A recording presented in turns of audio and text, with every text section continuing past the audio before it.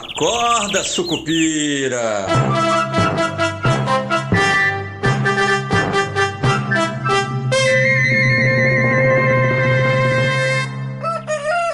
Fala pessoal, bom dia.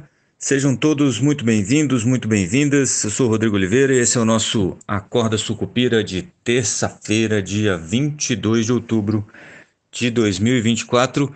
E hoje a gente vai mudar um pouquinho, vou sair um pouquinho, vou falar rapidinho aqui da pauta nacional, mas quero focar um pouco mais na pauta internacional, até porque as eleições nos Estados Unidos estão próximas do fim, né?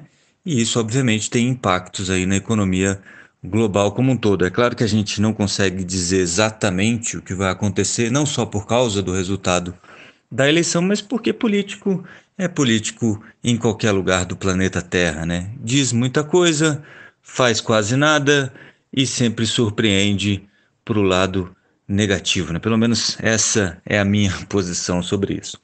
Bom, vamos rapidinho aqui passar pelo Brasil. Hoje um pouco de destaque aí nos jornais, principalmente Estadão, falando sobre desvinculação ali dos pisos da educação e da saúde, né? Se vocês lembrarem, os gastos com saúde e educação, eles têm que crescer um percentual da receita corrente líquida ou da receita líquida do setor, né? Então, o que acontece? Quanto mais você arrecada, mais você tem que gastar desse lado. E eles acabam comprimindo aí o que sobra para o governo gastar com despesas não obrigatórias, né?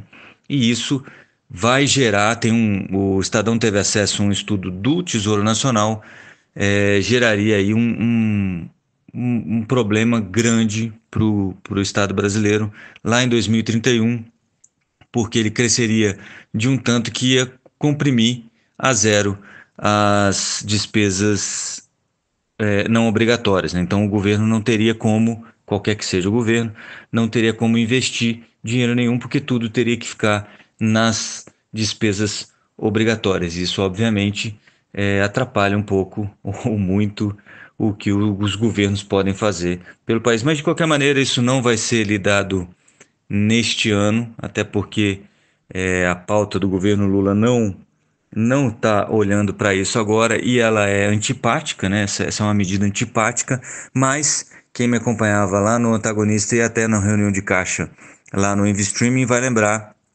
que eu sempre disse isso. Acho que a melhor chance que a gente tem de acabar com esse mínimo de saúde e educação está, aliás, eu escrevi sobre isso também na Cruzoé, neste próprio governo, porque o PT nunca deixaria isso acontecer se ele estivesse na oposição, né? Então, a melhor chance que o país tem de sair dessa grande enrascada é agora. E por que isso é uma enrascada? Justamente por causa disso. Ele está crescendo, os gastos crescem de uma forma descompassada e, de qualquer forma, apesar de todo esse ganho nas despesas, no investimento, como gosta de falar o Lula, em saúde e educação, você não teve melhoria significativa nem em índices de saúde ou no PISA, por exemplo, que é aquele teste que os nossos alunos, nossos estudantes fazem. Então, esse dinheiro é cada vez mais dinheiro e cada vez mais mal gasto, aparentemente, tá? A gente vai acabar falando disso no futuro com certeza absoluta, mas como eu disse para vocês, eu quero me concentrar um pouquinho aí, coisa rápida, só para vocês entenderem o que é o Trump Trade, né? Então vamos lá.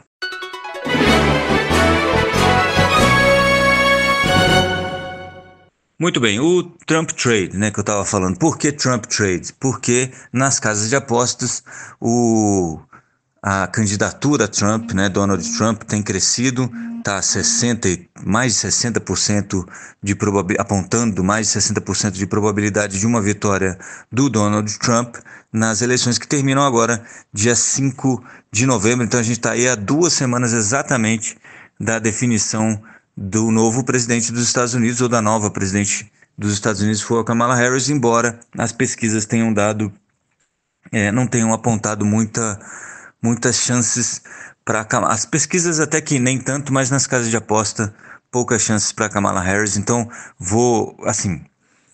o efeito para a economia americana é parecido, né? Tem uma coisa ideológica um pouco diferente, Assim como a gente vinha falando já, não muda, porque o mundo todo assumiu uma postura política muito populista, né?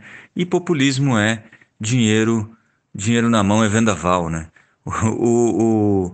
Tanto o Trump quanto a Kamala Harris têm aí essa ideia de que você tem que aumentar os gastos do governo. O Trump é um pouquinho pior para o comércio internacional porque ele pretende aumentar as tarifas de importação americana e dificultando aí um pouco do comércio internacional. Os Estados Unidos, um dos grandes clientes do mundo, né?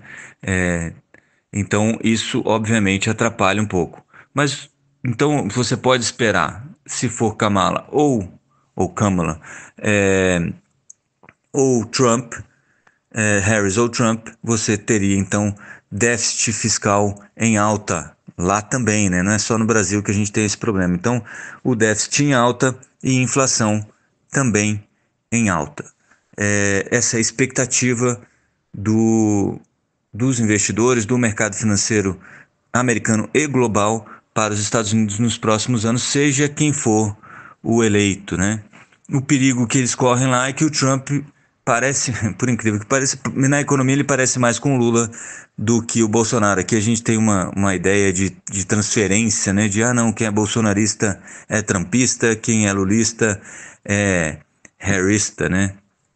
E não tem nada a ver uma coisa com a outra quando a gente fala de economia. Por que eu estou dizendo isso? Porque o Trump lá, ele defende esse déficit fiscal, defende proteger a indústria nacional lá via tarifas, aqui com aquela história de conteúdo nacional, que você tem que gastar aqui dentro, privilegiar a indústria. Por exemplo, a Petrobras tem feito isso a comando, né, da presidência da República, e acaba que às vezes você não consegue nem investir o que tem que investir, porque a empresa, a indústria nacional, no nosso caso aqui, nem está preparada para isso. No caso deles lá, está preparado, mas isso acaba atrapalhando o comércio global como um todo, né?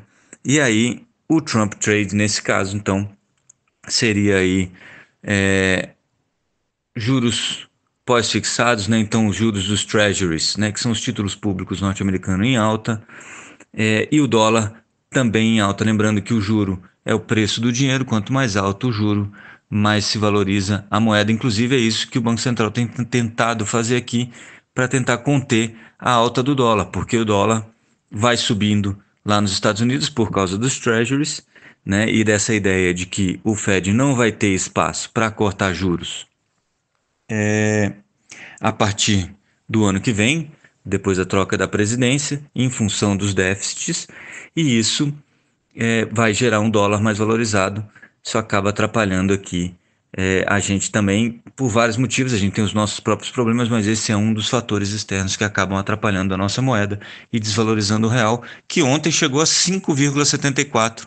Durante o dia fechou em pequena queda aí de 5,69, mas está aí naquele patamar que é extremamente desconfortável, né? É inflacionário e é problemático para o Brasil. Então, esse é um dos problemas que a gente está tentando lidar. E se vocês prestarem atenção, além dessa história do déficit, a gente tem os juros então em alta. Ontem se recuaram um pouquinho os juros futuros, mas se você olhar aí para a taxa média para um contrato de até com vencimento de 2030, você tem a taxa média de 12,91% de juros. Se você está considerando o DI, que é normalmente 10 pontos base abaixo da Selic, é 13% de Selic média nos próximos 10 anos. Lembrando que a Selic hoje está 10,75. E se você está considerando uma média, em algum momento ela vai ter que estar acima de 13% nesses anos aí, nesses 5, 6 anos que a gente tem até 2030, só para vocês terem uma ideia. Então, os juros puxa lá um pouco dos juros aqui e também desvaloriza a nossa moeda. E aí, como é que você se defende? Você pode, obviamente, aplicar em dólar, né? Deixa parte do seu dinheiro em dólar, e aí você pode escolher dolarizar esse dinheiro via bolsa ou via moeda somente, né? Claro que se você coloca via bolsa, você aumenta o risco, né? E quando eu falo risco aqui não é perigo, tá? É o risco no sentido de você pode aumentar os movimentos, porque você tem dois riscos somados, né? O risco de câmbio e o risco de mercado em função da Bolsa de Valores. Ou você pode também, então você pode só transformar o seu dinheiro em dólar, colocar dinheiro em Bolsa Americana, e aí se essa for uma opção, o IVVB11, que é um ETF negociado na Bolsa Brasileira, faz essa proteção para você.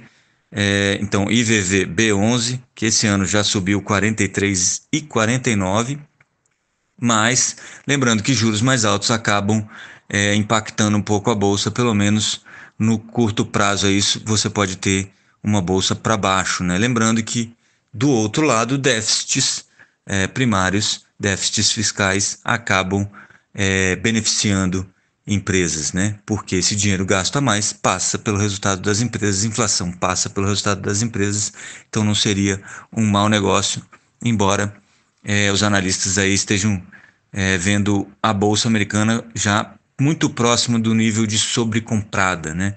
Isso quer dizer que ela está muito valorizada e que as chances de uma correção para baixo acabam ficando um pouquinho maiores.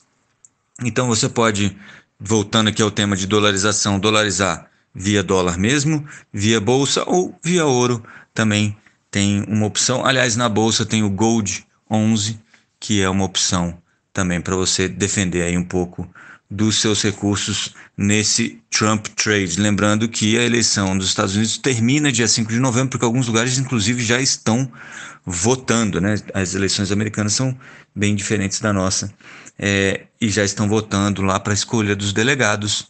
Normalmente, na maior parte dos estados lá, você, quando vence a eleição no estado, você leva todos os delegados, né? Então não é proporcional, você vence o estado e aí o estado vira trumpista ou harrista ou o que quer que seja. Beleza? Então é mais ou menos isso que eu tinha para dizer hoje. Só lembrando também um pouquinho, só falar aqui da agenda rapidinho, então roda a vinheta aí.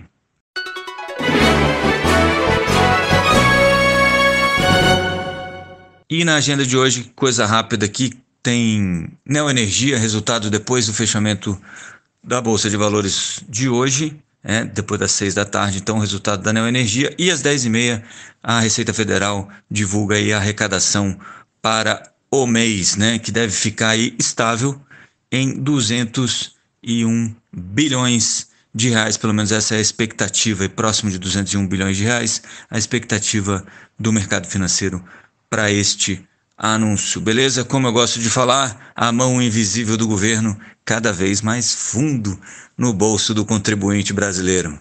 Força, Sucupira, eu vou ficando por aqui. Não esqueça, se você ainda não é subscrito, não assinou lá a nossa newsletter, esquinasucupira.substack.com. Se ficou difícil aí, Substack, que é SUBSTACK, substack.com. Procura lá no Google Esquina Sucupira, a gente ainda aparece em primeiro lá nas pesquisas do Google, então é só clicar lá, vai aparecer um lugarzinho para você colocar seu e-mail, você aperta o botãozinho amarelo, vai para frente e dali em diante tem outras opções sobre se o dia for cobrado, porque vai ser cobrado, viu gente? Mas se um dia for cobrado, não para todo mundo, não para todo conteúdo, mas isso com o tempo a gente vai falando.